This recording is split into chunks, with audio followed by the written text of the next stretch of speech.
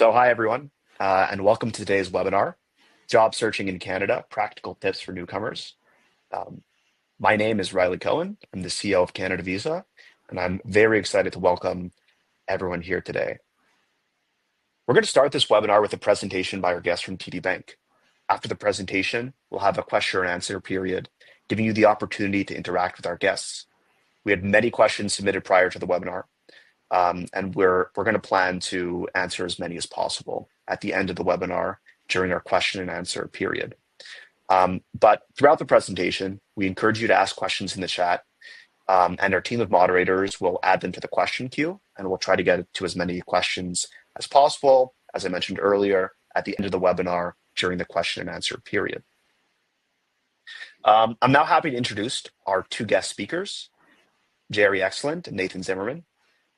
Jerry is a dedicated member of TD's great career transition team with an extensive background in talent acquisition, primarily in the fintech and financial industries.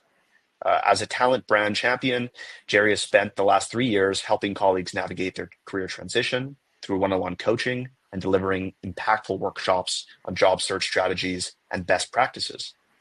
Outside of work, Jerry's passionate about coaching youth basketball and exploring new destinations while traveling.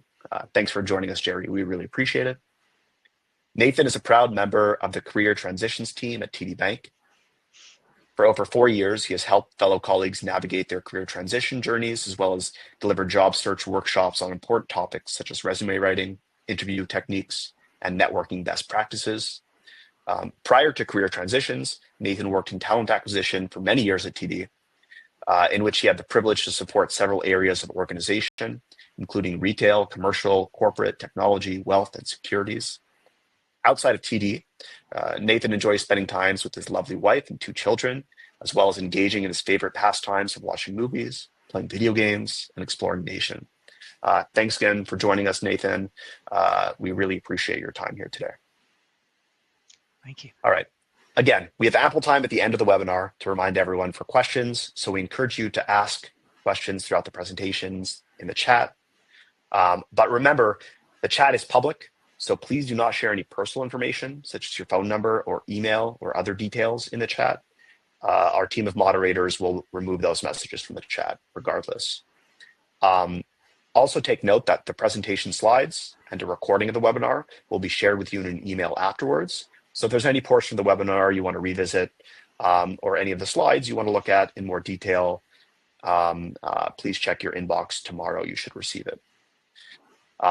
Perfect. With all that out of the way, I'm happy to pass the presentation off to Jerry and to get this webinar started.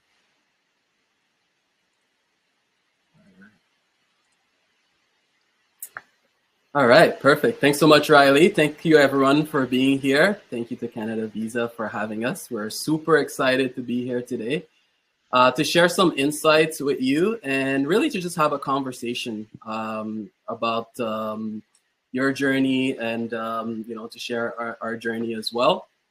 As mentioned, my name is Jerry Excellent. I'm joined by my partner in crime here, Nathan Zimmerman, who will be sharing some lovely insights as well with you guys. And, when I was preparing for this call, I couldn't help but kind of reflect on my own journey and myself, being an immigrant. I came in probably around when I was 11, 12 years old. I still remember not being able to speak a word of English, even though I was very young. It was still a transition, but I'm also a child of immigrant parents. And I saw them obviously much older, trying to navigate the nuances and adjusting to a new life in Canada. And I still remember the early struggles, the challenges that comes with moving your entire life in a new country. So I can somewhat relate to maybe some of you that may or may not be in the same situation. But I want to say also that everybody's situation is very unique. Everybody has a different story. So whether you're already moved to Canada or you're thinking about or you've already made the decision and you're in the process, know that you've already jumped that big hurdle already, and you're off to a great start. So with that, hopefully we can share some really good, I think we'll share some really good tips and that will help you continue and build on some of that great start that you already had. So with that, let's talk a little bit about some of the agenda, what we're going to be talking about today. So that's a little picture of you, of Nathan and I. So today we're going to be talking about research and networking, building on your brand, why it's important, and your resume and best practices. We're going to share some interview techniques with you guys as well. I'll talk a little bit about laying the groundwork, networking, and staying motivated. So the important thing to understand is that when you're going into your job search, the first thing is to set your expectation, knowing that it will take some time and there will be some setbacks along the way, but consistency and perseverance is what really is going to help you achieve your goals. And I think in terms of that's going to be sort of like the most important thing, right? So it's kind of like putting yourself in that frame of mind that, you know, consistency is what's going to really help you in this process. So we're going to talk about laying the groundwork first. So let's talk a little bit about what we mean by that. So in terms of the laying the groundwork, so the first step is to start building a plan, right? This is a job search plan, whether it's a networking plan, whether you want to maybe build a list of like the people in your industry that you're interested in. It could be people in your network, could be people outside of your network, indirect or directly. You want to start thinking about who are the people that I can target, that I can in your field, that I can have a conversation, that I can attend a webinar like this one, a conference, and you're already on a great start. You're already doing that. So LinkedIn is a really great tool for that, and I'll touch on a little bit of some of the best practices as we're going through this conversation. But once you have a plan, so once you've kind of identified this is my area of expertise, then you can start joining, finding out, okay, what are some formal groups, formal webinars that make sense for you to attend, right? Again, set your expectation, treating every interaction, whether it's a webinar, whether it's a conference, whether it's a networking conversation with someone that you've met, treat every interaction as a learning opportunity versus thinking it will translate into a job offer right away, right? And oftentimes it's building the building blocks to get you to that job offer, but knowing that every interaction is more of a learning opportunity. So make sure your LinkedIn is updated and reflects your experience very well. It's a good idea to have a personal value proposition, which I'll talk a little bit about. Essentially, it's also known as an elevator pitch. Think about a short statement that explains your values and what makes you unique as a talent. Okay. Now, I talked a little bit about networking already. So let's talk a little bit about, let's define it, okay? Networking is really an exchange, as it says on your screen, an exchange of ideas with others, right? And establishing and cultivating relationships through regular communication for mutual benefit. And that's the key here. You want it to have a mutual benefit for both parties, right? And you're already doing networking, right? You're here today when you're having a conversation with a family, a friend, a coworker about what's on the news, what you've done at work. That's a form of networking as well. And what we're asking is to really kind of narrow that down to make it purposeful for the field and work that you're looking for, right? So one of the biggest benefits of networking, it allows you to discover new opportunities, hidden job, what we call the hidden job market. So what you see online on job boards is not necessarily representation of the whole market. The data shows that there's a huge percentage of jobs that are kind of like the hidden job market, if I can say. So if you wanna maximize your chances, increase your visibility by doing the networking. And the networking, without that, you can land in a crowded pool of candidates and get lost, and your application might get lost in the mix, right? You still want to apply on job boards and do the work that you normally do, but you also want to combine that with networking to increase your visibility. This way, you'll kind of understand a little bit more about the organization, the nuances, the role, things that you will not find on the job description. So try to go beyond that job description. And that's why it's so important. Now, okay, now let's talk a little, I've talked about why it's important. Let's talk about a little bit about how you go about it. So first of all, as I mentioned, the first step is to develop a networking plan, right? Who are you going to contact? Why are you contacting them? Who's in your network? Who is in your field of work? Try to build a list. I'm a big proponent of building of writing things down. It's not about how long, how big your list is. It's quality. I always say quality over quantity, and doing it with a purpose. Okay. Now you've done all that great legwork. You've laid down all the work that you needed to be done. Okay, you've got that meeting. Amazing, right? What now? So what you want to do is prepare for that meeting, right? You want to prepare to lead the meeting, right? So ask questions, and listen, right? So you want to, before that, you want to practice your elevator pitch, practice your personal value proposition. What makes you unique?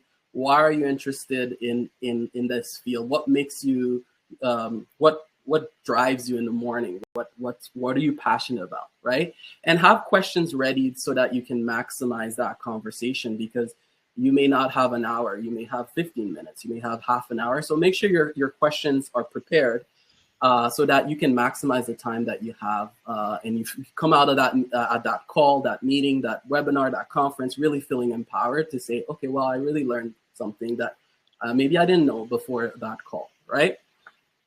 The other thing I will say is be authentic. When you're in these sessions, be yourself. You'll build a rapport with people. You'll build a relationship a lot faster if you're 100% authentic, right? In terms of, like, if it's your first time, or if you haven't done too many formal networking sessions, it's okay to say, I haven't done too many of these networking. I'm really in the market to find something that aligns with my skills. Right now, I'm doing a little bit of information gathering. I'm really new to this. Or it's okay if you don't want to say that. Just say that you haven't done it in a while, or just be yourself, right? It doesn't have to be what I'm saying, but again, it's what makes you unique, what makes you you. So stay authentic is another good one when you're networking, in those networking conversations. And then the other aspect of it as well is to build on your relationships. So maybe you're having a great conversation, right? You've landed a meeting with someone, you're having that great conversation. Maybe it's a good time as well to get that yes. Say, hey, you know what? I'm having a really great conversation. I'm really enjoying it. I know we're at time, but would you mind if I book you for another meeting in a month, right? Or in 2 weeks? That, while everybody's happy, everybody's on sort of like a high of that great conversation, you get that yes, so you're able to build on it. You already have that yes to book that person for another meeting, right? So regardless, you want to stay in touch. Thank the person after you've met with them, and then even if it's letting them know within a couple of weeks, within a month, or whatever cadence you choose, letting them know about your progress. It's very important to continue to develop that relationship, right? Stay motivated, set your expectations, know that, sometimes it might be to take some pressure off. You might need to maybe do some volunteering. That could be a really good option for you as well, because sometimes that takes the pressure off, in the sense where you're seeing this person multiple times, and now you can build that relationship because you have something in common already, right? So that could be a very good option. And taking breaks, it says here, take breaks, know that, not everyone that you message will necessarily come back to as a fruitful conversation, or fruitful, like in terms of the person accepting it. Take breaks, knowing that, do a little bit every time, do a little bit every day, and then that will help you succeed a lot more in your networking conversations. Now, I'll talk a little bit about online brands. I'll touch a little bit about it, what it is, and then in creating your LinkedIn. So as you're kind of thinking about all of the information that I mentioned, you're thinking about what makes you unique as a talent, ask your coworker, ask a friend, ask a manager, your previous manager. How would they describe you on a personal level and as a professional? And then you can use that to your advantage. And when you're building your personal value proposition, when you're building that first conversation, when you get in a call, or you get in front of someone in a meeting, and you're letting them know, why are you passionate about your area of expertise, right? So that's a little tip that's great for you to kind of gain that information, to see how people perceive you. Now, a few tips on how to build your LinkedIn profile. Okay, so use industry keywords, headlines. What I always say is to keep it concise, enticing, and factual. So concise, not too long when you're building your About Me section, but not too short. Enticing. So if you're in do industry leaders care about what you're putting in? Are you targeting your right audience? So if I'm looking for a role in risk management, a manager, a recruiter in risk management, will they look at my profile and say, oh, wow, this person has an interesting background. So you want to stay on, you want to look for industry keywords that you have. And that's the next point. Stay factual, highlight skills that you have. Don't try to embellish too much, and look for transferable skills. Okay, the About Me section. This is a great way to put in your personal value proposition that I mentioned. Describe your passion, why you've chose this field, what values you bring, and things like that. And it's okay to show a little bit of your personality on LinkedIn, right? And personalize it to what you're proud of, what you've achieved. Those are all great things to add. A few more tips on LinkedIn, and then I'll turn it over back to Nathan. So on your LinkedIn, you want to make sure that you have your tagline. It could be as simple as your title, or it could be you could get creative and put something like turning customers' needs into meaningful solution, or if you're in marketing, innovative digital marketer, right?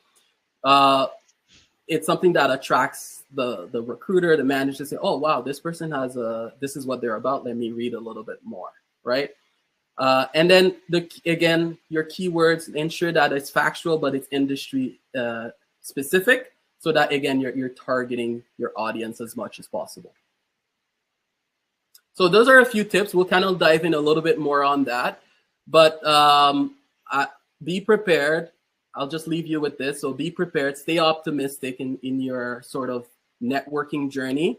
And always remember to continue to, what I want you to get out of all of this is really go beyond reaching out to hiring managers and recruiters and the job description. Go beyond that as much as you can for the roles that you're interested in. So with that, I'll turn it over to Nathan. He's going to take us through some resume tips for you guys. Over to you, Nathan.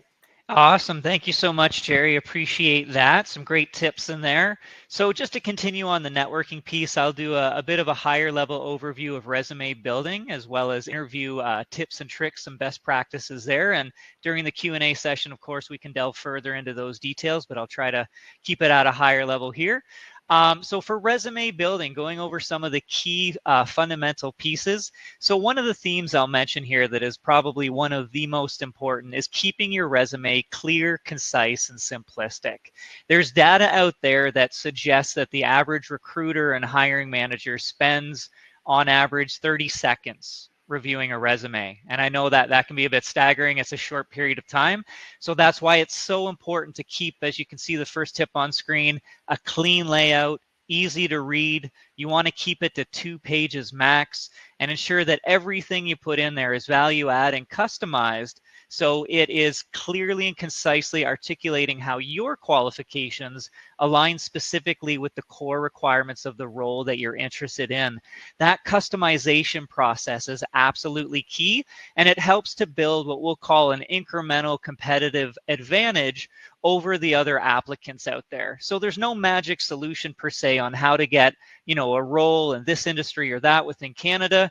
However, there is a series of proactive activities that you can engage in to build that incremental competitive advantage. And from an application perspective, this is a few of them. Keeping it clear, concise, articulate, ensuring that it's aligned with the job description and that you're staying at the 2-page maximum. Even better, a 1-page resume is fantastic.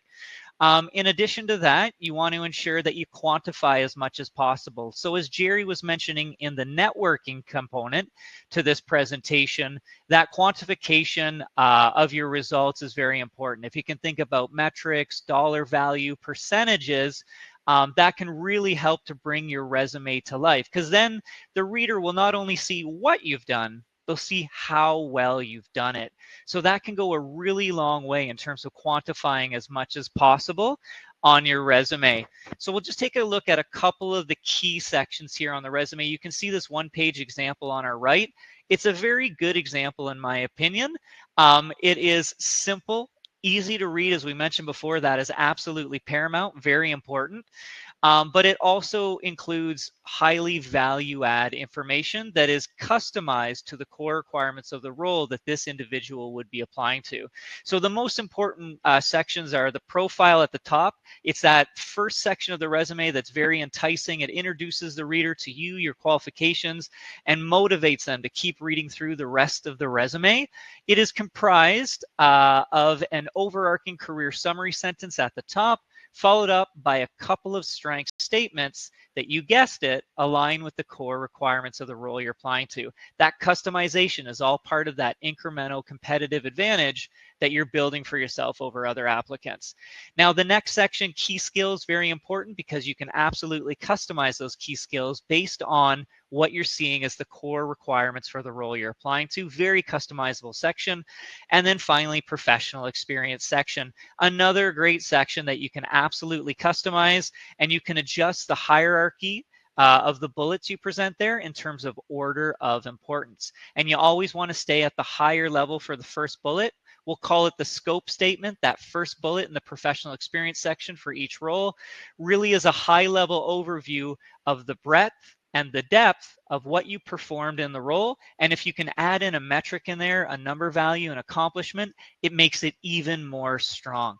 And you can repeat that process down after that with each of the bullets afterwards in that order of importance, right? In terms of what those responsibilities were, as well as the accomplishments attached to each one of those responsibilities. And that will really help to set your resume apart. But just summarizing really quickly, the more clear and concise and simplistic you can make your resume, the more it's going to stand out, which can be counterintuitive because a lot of people think, I need to stand out and make mine really fancy looking. I need to add graphics and color.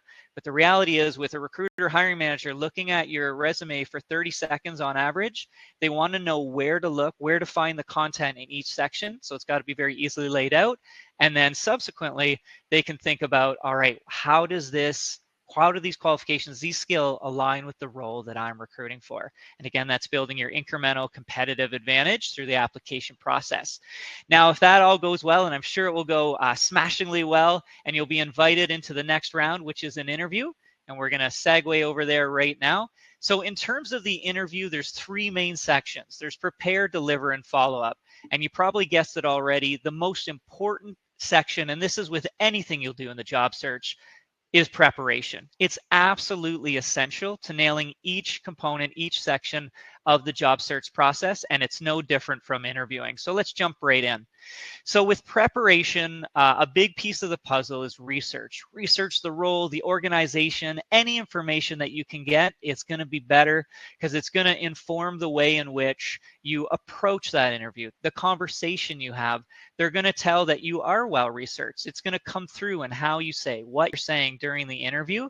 So that research goes a really long way, and you can use that great research to then build out an interview script for yourself. And that interview script will include great sections on it, such as common questions, behavioral style questions, such as, tell me about a time when, ... And that's all going to come from that job description you're reading, your research on the company, the role, the team, and that's going to inform the type of questions that you add to your interview script so that you can practice with that script over and over again. You can practice with family, with friends, with professionals that you know. Perhaps you know some within the staffing industry or other talent professionals. You can film yourself, you can watch it back, but the more practice you have, it's going to help you quell those nerves, bring that, calm you down before you get into that interview, and it's going to make you confident. And you're going to go in there and you're going to do extremely well. So that research goes a really long way.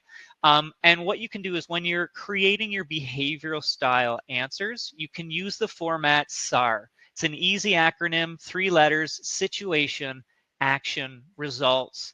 And the reason why I love that is because human beings naturally retain information more easily when it's formatted like a story. And any story we've been telling since the caveman days is formatted in 3 distinct parts: beginning, middle, and end. And that's what you get with SAR. You set up the situation, talk about the actions, and then those key results, right? Those metrics, the numbers, whatever your success was. And that's the best way to look at how you can format those interviews in terms of behavioral style questions. It's very sticky, if you will. It's easy for the interviewer to remember what you've said and extract the value from your answer for those questions. And they're used to it. The interviewer can immediately understand that formatting and be able to interpret it easily. Another quick piece here is that you should devise a list of questions for the interviewer in case they give you time at the end of the interview to ask a couple of questions. It shows that you're passionate about the role, that you've done some research, and that you're just keen. And so a couple of good questions. One would be, for example, tell me what success looks like in the first 6 months of being on the role. And that's a great way of understanding what they're looking for you to accomplish. And then, of course, in turn, you can tell them how you would be a great fit for that, how your experience aligns, right? You're connecting the dots for them in terms of how they can see the fit, how you will add value. Another great question is, what is the ideal candidate profile for this role? Because that can encourage them to provide you with exactly what they're looking for. And then in turn, you can provide them with how you're such a great fit. So that can go a long way, and it's a wonderful way to close off the interview. And then, of course, in preparation, gathering some strong references as well before you get into the interview, just in case they request them. So that's the research component, and ensuring that you have all of your information ready, your script ready, you've practiced, and now you're in the interview yourself. You're confident, your nerves have been calmed down because you are fully ready, you're well researched and prepared.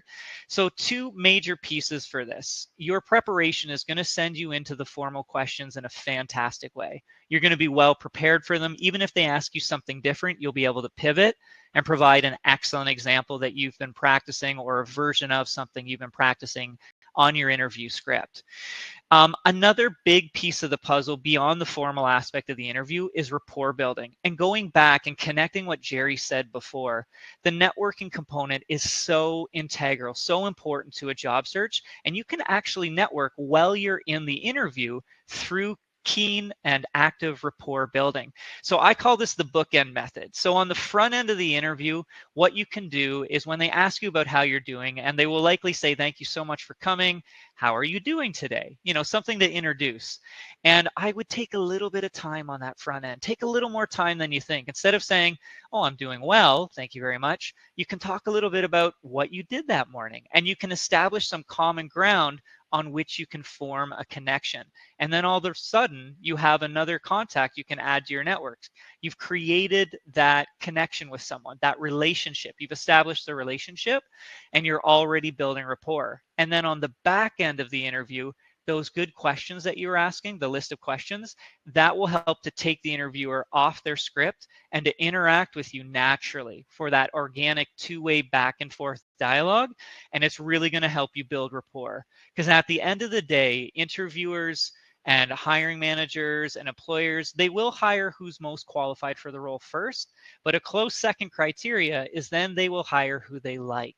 Right? So if you've built that rapport with them, if you're networking with them, that's great. And even if the interview doesn't work out and you don't get the role, as Jerry mentioned, don't get discouraged, because you have established a new amazing contact in your network. And that door, even though that door might have closed, a window is opening up, and you can connect with that hiring manager moving forward and say, "Are there any other roles that you feel I might be a fit for? Could you connect me with anyone else in your network who might be hiring or may be able to provide insight?" Right? So that might be a whole nother networking contact. And that relationship can turn out well, which eventually, as Jerry mentioned, you're piling up those building blocks in order to get to that offer. And you can really do that through networking, even in the interview process. I'll just mention finally on this page, virtual interviews, and I actually have a slide that's dedicated to that piece. So for virtual interviews, they do present some challenges in that you can't see the interviewer's entire body. So from a body language perspective, it's not as clear in terms of a multifaceted sort of communication. Now, that being said, there are advantages to virtual interviews, right? So one advantage being is you can have your notes on the same screen in which you're communicating with your interviewer. You would not want to read the notes, right? You want to make eye contact with your interviewer and have a really good rapport with them. But for reference purposes, you can refer to your notes just to see where you are or how you might answer that question, and then bring your focus back to the interviewer, where you might not be able to do that as well in an in-person interview. So it does bring its advantages as well, but it's always good to be set up a little bit early with those interviews, those virtual interviews. Check your tech, the audio, the video, make sure everything's working and no distractions around you. Excellent. And the final piece here, and then we'll get over to our questions and answers, and so excited to do that, is the follow-up. So the final component here for the interview is the follow-up. It's a great way to demonstrate your excitement and your appreciation for this opportunity. So you can keep it very brief, very simple, and I would recommend sending it within about 24 hours of the interview. And typically from a formatting perspective, you can start off with gratitude, thank them for the wonderful opportunity to interview with them. Then you can reinforce your enthusiasm, your excitement for the role. And then if there's anything you wanted to add that you might have missed during the interview, you could add it there. That's an opportunity. You could reflect on your experience and qualifications if you want to provide them a very brief summary. And then a nice forward-looking statement, such as, looking forward to next steps. Thank you again so much for your time. Something to that effect. But that follow-up goes a really long way. It's great etiquette. It shows that enthusiasm.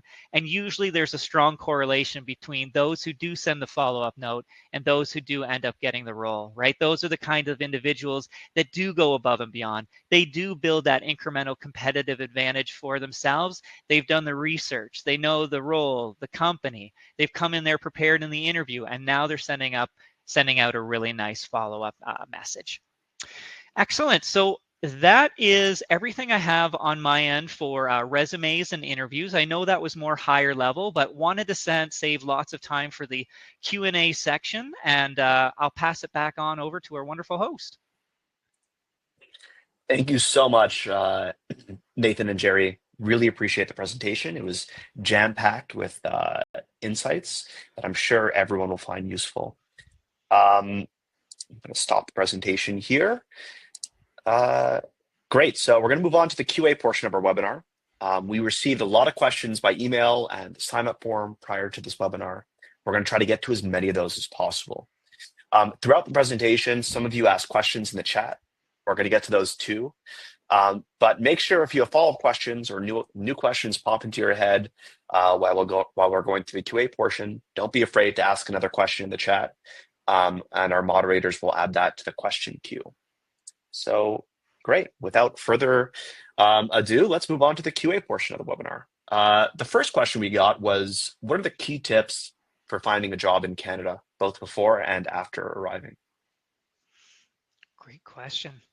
Yeah, I don't mind jumping in there for sure. So in terms of some key tips for finding a role in Canada, I would say that networking, to Jerry's point at the beginning of the presentation, is one of the key elements. I think it's very intuitive that we go into the job search and we apply our skills to looking at job boards and sort of the obvious routes to finding a role. However, the more obvious the route is, the higher probability there's going to be a lot of applicants seeking those channels. Now, you still want to engage in them because they can be very fruitful, and I think they're an important part of the process. However, the networking piece is really going to come in handy. And so with networking, there's a whole array of different channels that you can take with that. I would say first and foremost, you want to start with the plan. Think about a top-down approach, if you will. Assess where you're at, right? Who am I? Where am I at my juncture in my career? What would I like from that? What does my career plan look like? And then that will dictate from there what sort of organizations you're looking into, what general direction you want to head. And then at that point, you can think about, how do I connect with these individuals? What are the best channels? Is it LinkedIn? Should I check out their corporate website? Should I check out their social media to find out more about them? Should I check out Glassdoor? That's another great way to see what employees are saying about another perspective on that organization. And once you have that top-down approach mentality where you're creating a strategic, methodical plan and you know the organizations you're interested in, it can be easier then to create a specific networking plan on who you want to reach out to specifically, what sort of conversations you want to have, and then what sort of roles within the teams of that organization could be really interesting.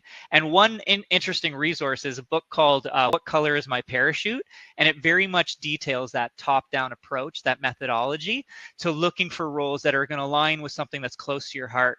If you're just looking for any role, then it might be a slightly different approach. But if you're looking for a role that aligns with the past experience, that you got back at home, if you're looking for a role that's going to be close to the heart, aligns with the career plan, that can be one of the most effective methodologies. Jerry, anything you want to add? Yeah, no, those are really, really great tips. I'll add just one thing. In terms of, it's along the line of exactly what Nathan has mentioned, but in terms of research, it's a really important thing to do here. Nathan had a really good point that whether you're looking for any roles versus where you're looking for something specific. I'll touch a little bit on whether you're kind of open to transitioning to different roles. Do some research before, if you're able to, before you come in. If you're already here, you can still do research as well. But the research would be like, what are some of the highly sought after skills, right? Because every industry, every culture, every country has their own sort of skills and then there's also universal skills as well. But what are some of the sought after skills in the market, right? Whether it be technology, whether it be data analysis, whatever it is, those are some of the hot ones. But whatever it is, and then you can identify, okay, do I have a skill gap?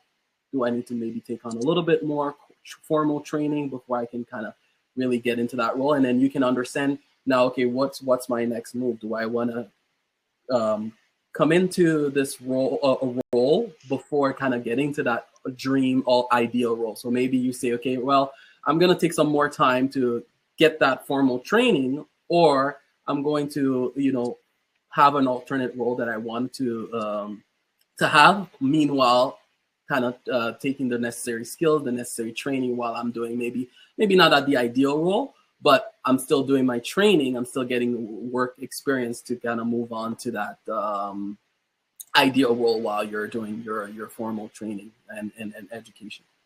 That's right. Makes great, a lot of Jerry. sense. And just to piggyback real short off of that, with that training comes a great opportunity to network. And I think that's one thing we can tend to overlook, is that when you're going through that certification or you're going through that additional course that helps lead towards down that career path to that ultimate role, what better opportunity to connect with professionals on that level? Even if it's with the professor, if you're the person sitting at the front of the class every day and you have that connection, they may get you that first job because they really like you. Right? So that rapport building is absolutely imperative in every facet of the job search process. Right. Thanks. Benham asks, is it right that after one rejection at a company, you have no chance to apply for other positions at that company? Yeah, I'll take that one. So I would say no. You do have chances to apply to other roles, and I would encourage you to, use that feedback. I would say if you can get that feedback for that particular role, to say, okay, you know what, maybe I need to change my strategy a little bit, maybe apply for a different role. So you can apply for a different role within that same organization. So that's totally common. So it's sometimes that feedback could be what you need, right? You apply for one and it doesn't work out, but then you get that feedback and say, okay, you know what, maybe this is the role that's better aligned with my skills. And so you can still apply for that same organization. Awesome. Thanks. Madsen asked before the webinar, besides job banks, what are some great tools for someone who's not in Canada yet to find a job? Yeah, that's a great one. I can jump in there. Excellent question. So some tools that you may want to take advantage of in terms of online tools. LinkedIn is great, not only for the fact that most employers have some sort of presence on that application, but in addition to that, they have a great learning center. So their learning center for LinkedIn can provide all sorts of tools that you could utilize in terms of resume building, interviewing techniques, networking best practices. So you can find a whole array there. Also with some of the job boards, for example, Indeed, Workopolis, and Monster, they typically have learning centers as well, or at least different videos and tutorials that you can utilize that will sort of help you get started with that job search process. And that's in addition to the job bank that was asked within the question itself. Any other tools you can think of, Jer? No, I think you've covered that. I mean, there's lots of other job boards out there, but yeah, I think it's, coming into these kind of webinars is also another aspect of it. Kind of continue to expand your network. But yeah, I think you've covered most of them. That. Okay, great. Awesome, thanks. There's two questions here that are kind of related. Lilia asked, is a tailored resume needed for every specific role you're applying to? And then Masum asks, how do I check if my resume aligns with the role or job description? I would say 2 thumbs up on customizing your resume each and every time. That's part of that incremental competitive advantage. As we mentioned before, you won't necessarily find a magic solution, but if you can do those little building blocks, one piece at a time, that's really going to set you apart from the other applicants. So absolutely customizing that application for each and every role that you apply to will hopefully at least help you to have a higher probability of getting into the interview. And then the second part of that question, Riley, if you wouldn't mind repeating that. The second part was, well, how do I check if my resume matches the job description or role? Right, if it's customized properly for the role itself. Yeah, so what I would recommend is reading over the job description a few times and just taking a look and trying to weed out what those common phrases are or keywords that they keep repeating, because that usually indicates that that is a core requirement of the role that you're applying to. And once you can determine what they are most interested in by that repetition and what they deem to be, a core requirement, from there, then you can allow that to inform how you're going to customize your application and update, for example, the profile section, the professional experience section, the skills section, as we talked about in the resume portion of the presentation. Great questions. Awesome. Great. We got a question for the webinar from Taruna, which I think was also asked a couple times in chat throughout our presentation live, which is, how should I approach a request for references if I don't have references in Canada? Yeah, I can take that one, Nathan. You feel free to add. So, yeah, that's a really good question. I think references also are valid from your home country. So that's number one. So try to gather as many professional references as you can in your home country. So that's totally fine. In terms of building your references in Canada, it really goes back to what Nathan and I have mentioned in this call, is through your formal training, your networking, and maybe doing some volunteering, right? You can do some volunteering once you get here, and you can ask, hey, would you mind providing me a reference? But I wouldn't downplay the references that you have, your professional references you have from your home country, because that can totally be utilized. But also, if you want another strategy, is also trying to see, how can I volunteer with the proper industry leaders, or get involved so I can, if getting that Canadian reference is really, really important to you when you're starting off. Anything you want to add to that, Nathan? I think that's great, Jerry. Yeah, that covers it. Great. Maria asked before the webinar, how long should I expect the job hunting process to take? Okay, that's a great question. I think there will be a lot of variables that factor into how long, the duration of the job hunting process. If we look at it from the reverse perspective of the employer, I think the data suggests on average that the recruitment cycle or hiring process takes about 45 days, so about a month and a half on their end. So it gives you sort of an idea of how long it can take them on average to recruit for a role. For your job search process, it's going to be highly contingent on what sort of role you're looking for. And going back to what Jerry mentioned, are you looking for a job immediately, right now, or are you looking for a role that aligns with your career plan? If you're looking for a role that aligns with your career plan, there may be a few extra steps there. It may take a little bit longer.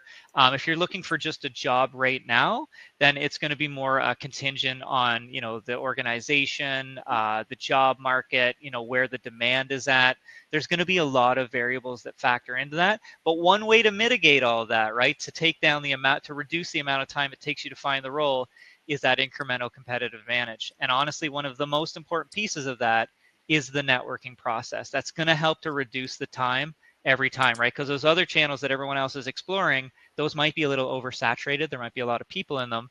But if you're thinking sort of outside of the box, you're getting creative with the ways in which you network with people. That usually is that can be a backdoor method, if you will, right? It can get you in a little bit earlier. Great. Patricia asked, do you recommend having a resume or CV? And then mentioned that in Europe, CVs are the way to go and are much longer, 2 pages. I can jump in there again. Yeah, I'm very passionate about short resumes. So great question. I would highly, highly recommend that you go with the 1 or 2 page resume as opposed to a CV listing out all of your information. One of the ways in which you can handle that makes it really nice for the reader is you can keep a snapshot of your qualification that is customized to the role you're applying to as your resume, right? The 1 or the 2 pager. And then in your contact information section, you can provide a hyperlink that will take the reader right to your LinkedIn profile. And your LinkedIn profile could essentially serve as a longer format of like a CV essentially. So then the reader has that choice. Do they want to stay on the snapshot of your qualifications and see how it aligns directly with the role that they're recruiting for? Or conversely, do they want to select that hyperlink and go check out everything on Jerry or Nathan, right? See all the professional history. So I would highly recommend from a resume perspective, keep it clear, concise, simplistic, and as short as possible and customized to the role you're applying to. Anything you want to add, Jerry? No, I love that, Nathan. Yeah, I will say, yeah, for your benefit, I totally agree with Nathan. For your benefit, I think it's worthwhile having what we call like a master resume.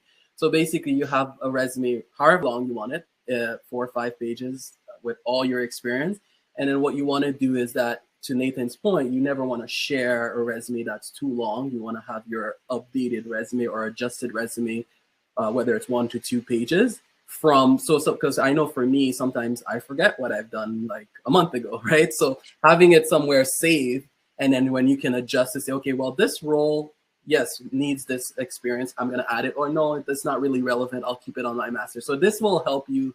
And then as Nathan mentioned as well, you can kind of like add your experience as you get more experience, you add it to your master resume and then kind of adjust as you go along. And then I love the idea of just, hey, want to have a live profile of myself, to have that LinkedIn, so that if they want to say, okay, what did you do 10 years ago, or what did you do 5 years ago, if it didn't make it on your resume, to have a little bit more of a history of your background. Awesome, thanks. Stacy asked, how long should you wait until you follow up in an interview, and how should you do it? With a phone call, text, email? Yeah, great question. I'd say with the interview follow-up, usually, hopefully, they will give you a time frame in which they'll get back to you with a decision and feedback on next steps.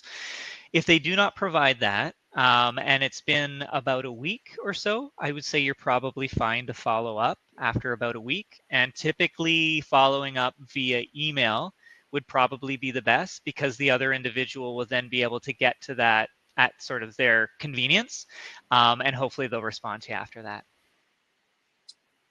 Great, thanks. Darshan asked, any tips for new grads with no work experience? Yeah, I can jump in. Yeah, definitely. So get involved as much as you can in any and everything that's related to your field. So whether it's volunteering, if you can get into some the early talent, a lot of organizations have early talent areas where you can try to do some co-ops or do some internships. Those are really great. But yeah, I would say, if you can do some volunteering, that would probably be a really good strategy. And if not, like, try to get into those internships. And then if all these doesn't work, or you can do a combination of things, try to get the practical experience, because sometimes you may be a new grad in a particular area, but sometimes it's about getting your foot in the door, right? So let's say you've graduated as a IT professional, right, in software engineering, right? You may or may not find that exact role that you're looking for right away, but let's say, you know what, let me find an organization that aligns with my values, maybe a tech company, starting out as maybe a tech support, maybe not a software engineer, but a tech support. Then you got your first foot in the door. then you can kind of progress and say, okay, now how do I get into that role of, you know what I mean? That you know, so I'm using a very broad example as a software engineer, but it's just to give you an idea of sometimes, you know, you have to try to, how can I get in my foot in the door to learn a little bit about the organization, maybe not the ideal role for me, but something that's going to get me practical working experience, learning the culture, learning the work environment, and then kind of leading to yourself up to that ideal dream role of yours. Awesome. Thanks. We got a few of these kind of questions, but Brenda said that they're currently studying supply chain management in Nova Scotia, and are actively looking for a full-time student job for the summer. Any tips for students that are looking for summer jobs? Yeah, I would say in terms of summer jobs, I believe typically they would be posted in the springtime, you know, late winter, early spring. So it's probably a good time to take a look on all the various types of the job boards to see if any roles applicable have popped up. And also thinking about that sort of top-down approach again, right? So in terms of summer jobs, is this something that's going to be aligned with what you're looking for in terms of your career? And if so, what sort of companies could have potential opportunities that might be really hot right now and, you know, have a strong presence in the market? And how can you network with those folks in order to get additional information and possibly insight on some summer opportunities that they have coming up? Another thing to consider too is with the summer roles, when you do, you know, apply and get into the interview, is think about what they may be looking for, you know, in terms of those summer roles. So the technical skills might be important to, you know, that type of role, but also they'll likely be putting a large emphasis on soft skills, right? So I think Jerry had mentioned before in terms of thinking about the different types of soft skills that you would need, and what's, you know, very important right now. But I would say growth mindset is something that a lot of employers are looking for and is, you know, brought up in so many intakes between a hiring manager and a recruiter. We need someone who's, you know, has humility, who's coachable, who's willing to learn, who loves finding process improvement. That's sort of universal. So that might be something we're thinking about. Does that apply to you? Is it one of your strengths? Is it a soft skill that you like to present as part of your professional branding? So maybe thinking about that in terms of how you would brand yourself for those type of roles. Jerry, anything you'd like to add there? No, I think that you've covered it really nicely, Nathan. Awesome. I think we got time for one or two more questions. Hannah asked, any tips for changing jobs within Canada when you move provinces? Changing job within Canada. Yeah, I mean, I think it's just goes back to the networking aspect, trying to establish your relationship in that province, and kind of building on those relationships. So that's probably your best bet, because obviously, you know, if you're moving in provinces, you still have some really relevant experience, I would imagine, from where you're coming from, especially if it's within the same country. So you're fine. Say just continue to build that network in that province. And one more piece there too. That's great, Jer.